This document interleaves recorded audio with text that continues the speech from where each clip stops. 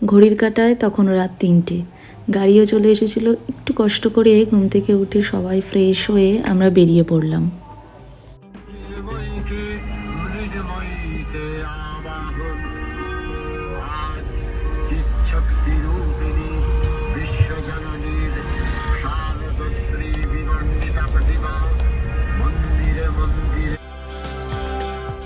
ঘুম থেকে উঠতে একটু কষ্ট হয়েছিল ঠিকই, কিন্তু যেই গাড়িতে উঠে দেখলাম বাঙালির প্রিয় বীরেন্দ্র কৃষ্ণ ভদ্রের গলায় মহালয়া হচ্ছে, তখন কষ্টটা আর কষ্ট মনে হলো না।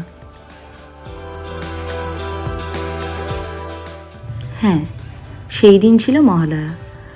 অনেক দিনের ইচ্ছে ছিল স্পেশালি মহালয়ার দিন বাবুঘাটে গিয়ে পিতৃপুরুষের উদ্দেশ্যে তর্পণ করা।